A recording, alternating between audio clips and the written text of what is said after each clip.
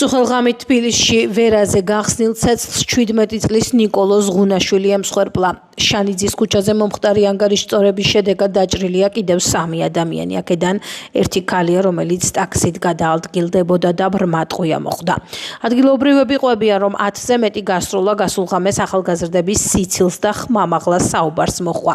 არსებული ინფორმაციით, ხმაურმა იქვე მდებარე სასტუმროს მფლობელი ნიკოლოზ კაპანაძე გააღეზიანა და ახალგაზრდები ჩაცხრილა. რაც შეეხება დაშავებულთა ჯანმრთელობის მდგომარეობას, კლინიკა ჰელსიკორში აცხადებენ, რომ ვერაზე დაჭრილი 2 ახალგაზრდის ჯანმრთელობის მდგომარეობა სტაბილურია. კვლევის ბრალდებით ნიკა კაპანაძე შინაგან საქმეთა სამინისტროს თანამშრომლებმა გასულ ღამეს დააკავეს, როგორც ცნობილია, მან სამართალდამცველებს შეერაღებული წინააღმდეგობა გაუწია. გავრცელებული ინფორმაციით 42 წლის კაცი წარსულში ნასამართლებია, მათ შორის ოჯახის წევრზე ძალადობის მუხრითაც იყო დაკავებული. დაკავებული 42 წლის კაცი ამ დრომდე ალადაშვილის კლინიკაში რჩება, როგორც ექიმები აცხადებენ, მას გაუკეთდა ოპერაცია და ჩაუტარდა შესაბამისი კვლევები. მათივე ცნობით, ბრალდებული კლინიკაში უკვე ამპუტირებული თითით შეიყვანეს. გავიგონა და მეტი არაფერი და მე ბევრი გასროლის ხმა იყო. 4-5 გასროლა, აი 10 ვიდექი დაახლოებით და მანქანა 10 გადა. მე ბავშვების კივილი გავიგონე და გადმოვიდა ბავშვი, მუხლებზე დაეცა, არც ნასვამები იყვნენ არაფერი. ეს ბავშვები ფეხით გადაადგილდა. სისხლი რო და არა მანქანაში და თვითონ ეს თავდამსხმელი მანქანა იყო? მან თავდამსხმელი არც დამინახა, მე ძაღლი მყავდა, გამოყვადა, აქ მოლაპარაკებოდი გოგოებს და ამბობენ, რომ უბრალოდ გაიარა და მანქანაში ისროლა. ჭუბი არ ყოფილა საერთოდ, აბსოლუტური სიმშვიდე. სისხლი რო დაინახეს ბავშვებმა, მერე შეშინდნენ და ერთი უფრო მძიმედ იყო, დანარჩენები გადმოვიდნენ, მერე აღმოაჩინეს, რომ დაჭრილობდნენ მხარში. ალბათონის ტაქსის ამბობენ, რომ ზემოთ რო წავიდა, მერე ესროლა. შოკში იყვნენ თვითონ ბავშვები, რაღაც წესიერი კარგი ბავშვები ჩანდა. ის ვინც მძიმედ იყო, გონზე არ იყო უკვე. არა, გონზე იყო და ვიღაცა მამაკაცი იყო მოსული, რომელიც ძალიან შოკში იყო და იმას უთხრეს, რომ ნუ გეშინიო, სტაბილურად არისო და სავარაუდოდ თქვენი დააგვიატა სასწრაფოს მოსვლა და რამდენ ხანში მოვიდა და არ ვიცი, ყველა სად არის სასწრაფო, ამბობდნენ სად არის სასწრაფო და კი საკაცით გადაიყვანეს ეს ბავშვი, მაგრამ მე რა მდგომარეობა იყო არ ვიცი. ჭკუაზე არ ტყვილ უბრალოდ ქალშვილი მოუხდეს, ნეტა განახათ რა ბავშვები იყო. იზეზი რა გახდა? არაფერი არ ვიცი. არაფერი არ ვიცი. ვიცი რომ ვიღაცა გიჟმა ესროლა. მე ერთადერთი ვიცი რომ მოწმე ყავთ, იქ ქალბატონი, არაჩვეულებრივი ქალბატონი იყო ჩამოსული და თვითონ მიმართა პოლიციას, რომ ჩვენებას მის თავწინახავს ყველაფერი და ვიცი რომ ერთი ოჯახი გაუბედურდა სამუდამოდ. ეს ბიჭები არასრულ მანქანიდან დაადგილდებოდნენ? თუ იქ მანქანა გაჩერებული ყავდათ? მან აქ გააჩერეს, იქიდან ჩამოვიდნენ, აქ გააჩერეს და ყვირილი დაიწყეს ნიშნებით. ხმაურ იქ ესროლეს რეალურად ზემოთ? ხმაურის გამო მოხდა მართლა? ხო, ასეთ. რო ბავშვები ხიმინის სიძილის გამო ეს არანორმალური იყო ეს კაცი. ამ პრობლემები აქვს მართლა ფსიქოლოგიური, ფსიქიატრიული. იარაღი რანაირად ქონდა ფსიქიატრიული? ასე არა, აი როგორ შეიძლება იარაღი ქონდეს დღევანდელ დღეს? იარაღი როგორ შეიძლება ქონდეს? როგორ დაღუპეს ოჯახი, დაღუპეს რა ბავშვები იყვნენ 2 მეტრიანები, სულ ყველანი ღმერთო და კალმით დახატული ბავშვი იყო, აი კალმით. სოლიდარობა ვახოსანაიას ჟურნალისტებმა და სამოქალაქო სექტორის წარმომადგენლებმა ქუთაისში აქცია გამართეს. შეკრებილებმა სასამართლოს გადაწყვეტილება გააპროტესტეს და განაცხადეს, რომ ეს გამოხატვის თავისუფლების შეზღუდვის კიდევ ერთი შემთხვევაა. სოციალურ ქსელში დაწერილი სტატუსის გამო ვახოსანაიას 14 დღით პატიმრობა შეეფარდა. გადაწყვეტილება მოსამართლეს ზვიად ცეკვავამ მიიღო. მანამდე Facebook-ზე დაწერილი პოსტის გამო ვახოსანაია 6000 ლარით დააჯერიმეს. ვახოსანაიას დაკავება ნიშნავს პირველ რიგში ჟურნალისტების, ჩემი კოლეგების დაშინებას. მეორე ეს ნიშნავს იმას, რომ საქართველოში არის უკვე ცენზურა. მესამე ეს ნიშნავს იმას, რომ საქართველოში უკვე აღარ არსებობს სიტყვის გამოხატვის, სიტყვის თავისუფლება, არ არსებობს გამოხატვის თავისუფლება. ფიქრობ, რომ მიუხედავად ამისა, როგორც ვახობ თქვა, მთავარია რომ ჩვენ მაინც შევძლოთ ეთერებიდან, ონლაინ მედიიდან ვთქვათ ის, რაც მიგვაჩნია სწორად, უფრო მეტიც გავაკეთოთ ეს სოციალურ ქსელში, წინააღმდეგ შემთხვევაში ამ ქვეყანაში უკვე პროტესტი ალბათ აღარ იარსებებს. დღევანდელი ფაქტი კიდევ ერთხელ მიუთითებს ხელისუფლების სისუსტეზე, უნდა ახსოვდეთ, რომ კედლები ვერ ჩაახშობს თავისუფალ ხმას. ასე რომ ვახოსანაია გამოვა, ის მაინც გააგრძელებს თავისუფალი მართალი სიტყვის გახმოვანებას, ისევე როგორც ის ადამიანები, რომლებიც 600 დღეა უკვე აპროტესტებენ ხელისუფლების ამ ყველა უსუსურ და გაუმართლებელ ნაბიჯებს. დღეს იმ მოვლენით, რომელიც შეიძლება შეფასდეს როგორც დემოკრატიისთვის კიდევ ერთი მძიმე სიმპტომი, იმიტომ რომ რეალობაში ის, რასაც დღეს ჩვენ შევესწარეთ, იმ მოვლენას, რომელსაც დღეს აქ შეკრებილი ადამიანები კიდევ ერთხელ აპროტესტებენ, ქვია თავისუფლების შეზღუდვა, ადამიანის უფლებების შეზღუდვა და ძალიან მნიშვნელოვანია ის, რომ ვახოს დაკავებით პირდაპირი გზავნილი გაჩნდა საზოგადოებაში, რომელსაც რა თქმა უნდა არ ეგუება ადამიანები, მაგრამ ცდილობენ, რომ ეს გზავნილი იყოს ნათელი, რომ ხმის ამოღება დასჭადია მოსაზრებების გამოთქმა და დასჭადია ის, რომ შენ კონდეს თუნდაც თანმიმდევრული პოზიცია, რაღაც არ მოგწონდეს და ძალიან კრიტიკული მწვავე შეფასება შეიძლება ამაზე გააკეთო. მარნეულში კაცმა ცოლი დაჭრა დაპირისპირების დროს ასევე დაშავდა ბრალდებულის დედა. სამართალდამცველებმა პირი ოჯახის წევრის მიმართ ჩადენილი ჯანმრთელობის განზრახ მძიმე დაზიანების ბრალდებით დააკავეს, დასავებულები შესაბამისი სამედიცინო დახმარების გაწევის მიზნით კლინიკაში გადაიყვანეს. დანაშაულის ჩადენის იარაღი დანა ნივთმტკიცება და ამოღებული. გამოძიება სისხლის სამართლის კოდექსის 11 პრიმა 117 მუხლის მესამე ნაწილით მიმდინარეობს, რაც 13 წლამდე ვადით თავისუფლების აღკვეთას ითვალისწინებს.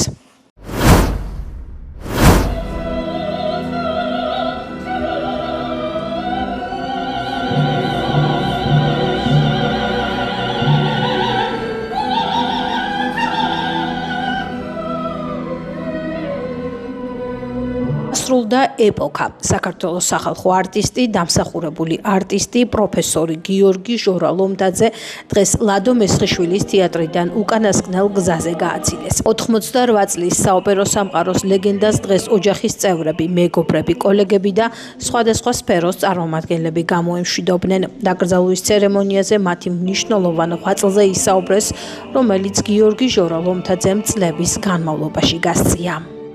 ბატონი გიორგის წასვლით ქუთაისში და არა მარტო ქუთაისში, შეიძლება იყოს ქვეყანაში დამთავრდა დიდი ეპოქა დაკავშირებული ვოკალური შემოქმედების განვითარებასთან. ბატონი გიორგი იყო დიდი პიროვნება. როგორც გარეგნულად ლამაზი იყო, ისე შინაგანად იყო არაჩვეულებრივი ინტელექტუალური, მაღალი პროფესიონალიზმის მქონე, შრომის მოყვარე და პასუხისმგებლობით აღსავსე პიროვნება. ყველა წოდება ჰქონდა და ყველა რეგალიები, სახალხო არტისტი, აკადემიკოსი, საპატიო აკადემიკოსი, საპატიო ქუთაისელი, პროფესორი კონსერვატორიის ჯერ და შემდეგ უნივერსიტეტის. ყველაფერი პატივი მიაგეს მას სიცოცხლეში. უამრავი მოსწავლე გაზარდა, რომელიც ამშვენებს არა მარტო ქუთაისის და თბილისის, არამედ სხვადასხვა ქვეყნების სცენებს და ის მისი სიცოცხლე გაგრძელდება მის მოსწავლეებში. ის გახლავთ თაობების აღზრდელი და მას ჰქონდა მტუარი ალღო როგორც პედაგოგს და თუ ვინმე დღეს რამეს წარმოადგენს, ყველა მისი ხელდასმული და აღზრდილი გახლავთ. ძალიან დიდი დანაკლისია სანამ არსებობს სამუსიკო სასწავლებელი ოპერის თეატრი და მუსიკალური საზოგადოება და მეხსიერება, რა თქმა უნდა, მისი სახელი დავიწყება, მის სახელს დავიწყება არ უწევია და ყოფილი იქნება მის სახელი. გიორგი ლომთაძეს შექმნა სკოლა, ამას ხმამაღლა ვიტყვი და მართალი ერთი ეპოქა დამთავრდა, მაგრამ მისი სკოლა გრძელდება და მე დარწმუნებული ვარ, რომ მისი აღზრდილები ღირსეულად გააგრძელებენ მის ტრადიციებს და არაერთხელ გაიხსენებენ მის საოცარ მაესტროს. ეს იყო ქალაქისთვის ბეჭებს შედგმული კაცი. უხმაუროთ, მაგრამ თავის ცხოვრების წესით სიტყვა პასუხით გამორჩეული კაცი იყო. მახსოვს, როცა დირექტორად ნიშნავდით და როგორი რთული პერიოდი იყო, როდესაც უნდათ რომ დახურულიყო ოპერა, მაგრამ სწორედ ქუთაისლებმა შევძელით ის, რომ ოპერაც გადარჩენილიყო და სახელოვანიც ყოფილიყო. მე მახსოვს მისი გასტროლები, მარტო მისი არა, მარტო თეატრის გასტროლები მახსოვს, როგორ ხდებოდნენ მას და რო შეხედავდი, ამაყობდი იმით, რომ აი ქართველი კაცი და ფიქრობდი იმაზე. შენშიც კი აძლიერებდა სიამაყეს ქართველობისთვის, ისეთი კაცი იყო ეს, გარეგნობით, სცენაზე, ჭირში, ხინში, სიტყვა პასუხით, ცხოვრების წესი როგორ ქუჩაში შეგვხვდებოდა, განათებული იყო ქუჩა, ესეთი პიროვნება იყო. ათელში იყოს დიდი კაცსავი და გიორგი ჟორალომთაძემ წლების მანძილზე დაუვიწყარი როლები შექმნა და მსოფლიოს არაერთი გამორჩეული მუსიკოსი აღუზარდა. მაესტრომ ქუთაისის მუსიკალური სასწავლებელი 1967 წელს ვანო სარაჯიშვილის სახელობის თბილისის სახელმწიფო კონსერვატორიის ვოკალის ფაკულტეტი კი 1972 წელს დაასრულა. ამავე პერიოდიდან ის გახლდათ ქუთაისის ოპერის თეატრის წამყვანი სოლისტი, ბარიტონი. წლების მანძილზე ხელმძღვანელობდა ოპერის თეატრსა და ქუთაისის მუსიკალურ სასწავლებელს.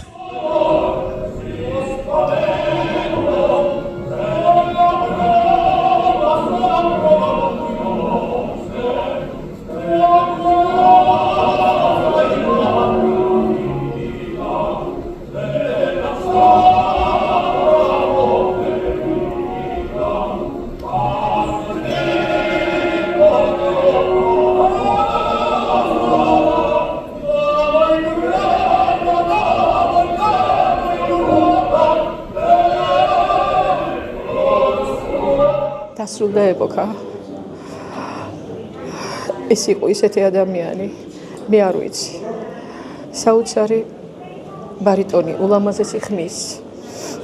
სცენაზე სილამაზებს აფრქვევდა ნიჭიერებასთან და დიდ არტისტისთან ერთად. საოცარი ადამიანი იყო, ის არ ვიცი.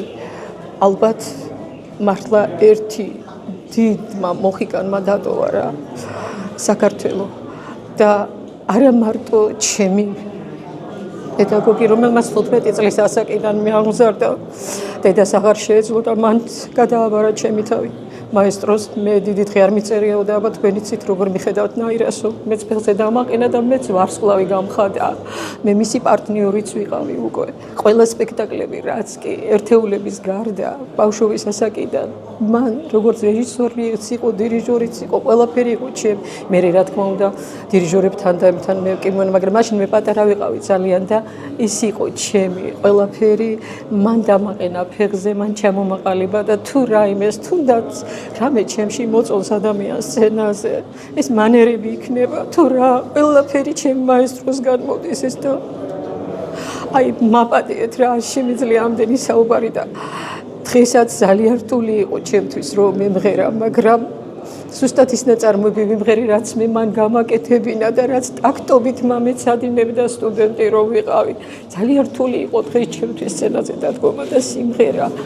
აი ვერ ვიკავებ ემოციებს ეხლა, მაგრამ აი ერთ რამეს ვეტყვი მშვიდობით მაესტრო. თქვენ ძალიან დიდი კვალი დატოვეთ საქართველოს ქართული ხელოვნების ისტორიაში, საოპერო ისტორიაში და სუბუქი იყოს პანთეონის მიწა თქვენთვის, რომელიც დღეს თქვენ გულზე ალალ სუფთა გულზე დაგეყრებათ.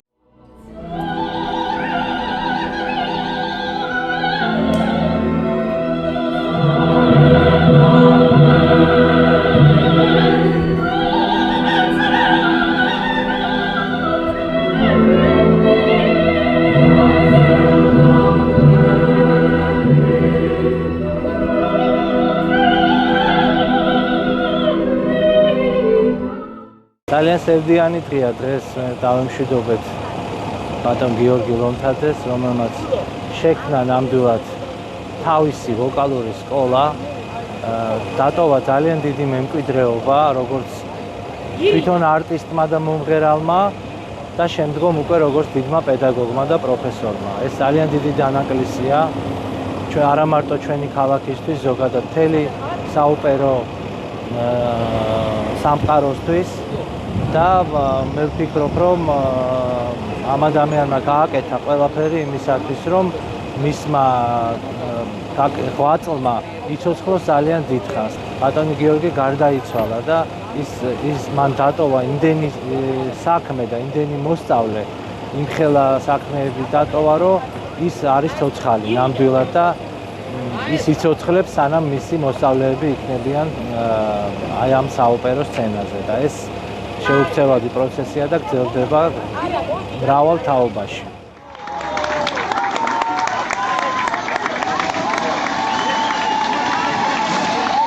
გიორგი ჟორალომთაძე არაერთი ჯილდოს მფლობელი იყო. ლეგენდას საკუთარი ვარსკვლავი ქუთაისის ოპერის თეატრის წინ რამდენიმე წლის წინ გაუხსნეს. საოპერო სამყაროს ლეგენდა დღეს ქუთაისის მწერალთა და საზოგადო მოღვაწეთა მწვანე ყვავილას პანთეონში დაკრძალეს.